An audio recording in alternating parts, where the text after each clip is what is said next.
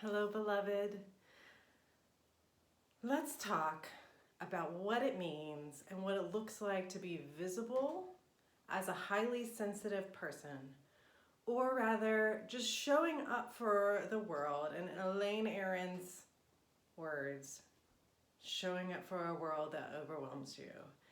And I am creating this as a highly sensitive person who also runs her own business online.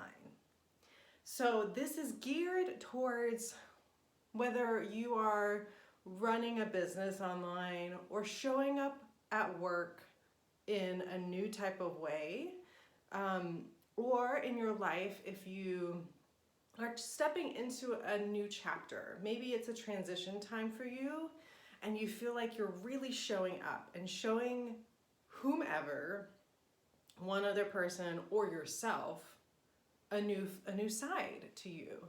You're holding space. So there will be in this video some analogies and examples about business life, but I also want this to be applicable in all areas of your life because we have to show up. We have to be the leaders we seek, and we have to show each other what examples of visibility, showing up in the world as a highly sensitive person looks like. So the first thing I want to share with you, and it is the most important thing, is that your sensitivity, the way that you are, is a gift. You are a gift exactly how you are. You do not need to change anything. You do not need to ever become somebody else in order to exist fully in this world. You have all the answers you will ever need. And being highly sensitive is a gift, right? So I have read Elaine Aron's books about highly sensitive person and a highly sensitive parent. I am a parent as well. And she kind of pioneered a lot of highly sensitive person data and research. So I really recommend, if you've never checked her out, to please check her out. She also has a quiz on her website about whether or not to help you decide whether or not you are a highly sensitive person. I really never identified this way until about a year and a half ago. And the final nudge, I've been told, or it's been suggested to me that that's part of my personality, and I was like, I don't know. And finally something just clicked for me about a year ago. And it made so much sense. So to just pause here, a highly sensitive person, the 4 characteristics that Elaine Aron kind of maps out in her work are, the acronym is DOES. So first characteristic is a depth of processing, meaning that if something happens to you or you observe something in the world, you think about it a lot. One of the examples she gives in her highly sensitive parent book is about when you see another parent with a stroller out, and then all of a sudden you're like looking at the stroller's construction and the kid in the stroller and wondering if your stroller is as safe and if the safety on their stroller is as safe, and you're questioning whether you got the right stroller and whether your kid's as comfortable, and that there are all these things. And she gives the example that most other people don't even notice the stroller, right? So that's just for me, when I read stuff like that, I'm like, oh, I'm not alone. So depth of processing is the first example. Overstimulation, for O, is another characteristic. You get overstimulated easily. So anything from caffeine to noise to environments to being like in a mall or something, really overstimulate your nervous system.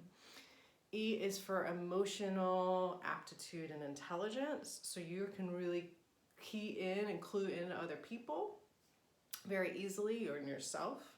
You're able to describe what's going on for you very easily. It's also considered that empathy is part of that. And then the last one is sensitivity. You're sensitive to smells, you're sensitive to sounds. I mean, this kind of links excuse me, into the overstimulation, but you're just sensitive to the world, the environment a bit more than other people. Okay, so showing up visible and being visible in the world. The second aspect, besides remembering that you're a gift, so always come back to that. You're a gift. You're exactly how you need to be. Even though the majority of our population is not highly sensitive, you're exactly where you need to be.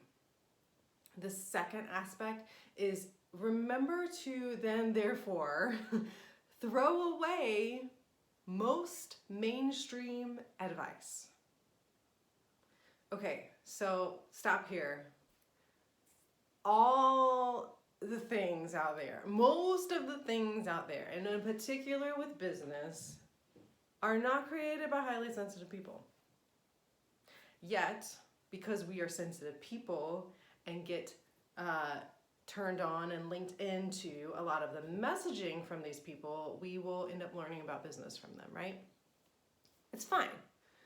But you also need to realize that's not for you. This is not written for you. Those are pieces of advice, that structure that you're trying to lean into is not for you. I mean, this can even go beyond just business, right? If you get told or get the advice of doing a certain set of rituals every day from somebody, a spiritual leader, someone that you learn from, and then you're doing them and realize it's not for you, that's also probably because the other person isn't a highly sensitive person and hasn't really taken the time to think about what it looks like for a highly sensitive person to do these rituals, do these activities, right? So you're gonna need to really, really comb through who you're listening to, who you're getting advice from, and also then within that, who you're comparing yourself to, because it's not about the time or the results for you, it's about the process. So remembering that is key. And so much of the advice we get in business, life, love, relationships, spiritual paths is about the freaking result. And that's not for a highly sensitive person. A highly sensitive person is going to need to remember the depths of the process, that certain things and certain advice will overstimulate them, that if there's no emotional attunement to what you're doing or you're trying to share with other people, it's out the window. And also that if it's too much, your sensitivity to the too much information may really just override all of it, right? Again, so throw that out. So what to do, right? Okay, so it's important, this is the third step, to know that people-to-people interaction is the most important element for the visibility of a highly sensitive person. You will always return back to yourself and your truth and your visible path when you remember you're working with one person, right? So even if you're trying to, say, create something for an audience, if you think about the freaking audience more than one person, it's going to feel inauthentic to you because you don't know how. We just don't know how. I'm not saying you particularly. We don't know how to attune to 20,000 people, right? Or 4 people at once. We know how to do that with one person. So anytime that you're feeling like, sharing something, share it with one person. Connect with one person. This could be literally or just in your mind as you are trying to step into this visible side of you, this showing up for the world, and whatever you're doing and however you're doing this. This could be a daily practice, right? Because we need to daily show up for the world that overwhelms us.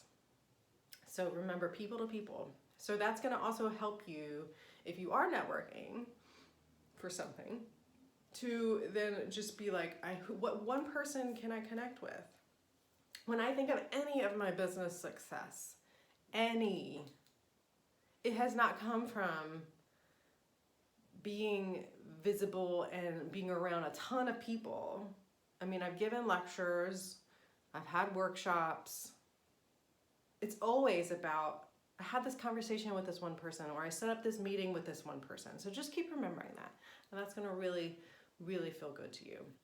The fourth step is to go into what you know, but maybe don't see modeled, again, in our culture, is to get quiet.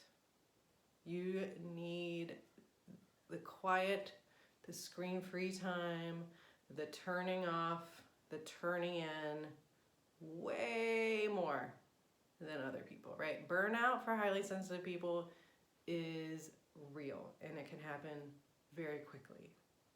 So remember that as you are trying and working towards being visible in this world, showing up as yourself in this world, that unlocking from the world is going to help you be more authentic, be ready for it, be in it, right? You have to restore. You just have to restore. I just say this for myself and for you, and because it is not modeled for us. So let's start modeling for ourselves and for others. And the next step, the fifth step, is going to be trusting yourself, trusting your thoughts. I call this trusting the catalog of your thoughts, really, because if we start then trusting other people or what we think we should be doing or how it should look right now, we will get off our 100% unique to us path that is the right path for us. Okay, so let me say that again. Trust the catalog of your thoughts. Trust when you are feeling the depth of processing or you're feeling this emotional sensitivity and attunement. Trust that. Ask it, what's the message there? So it's gonna then inform you to not only create from a place of integrity, but also learn to keep trusting and not second guessing yourself throughout your life.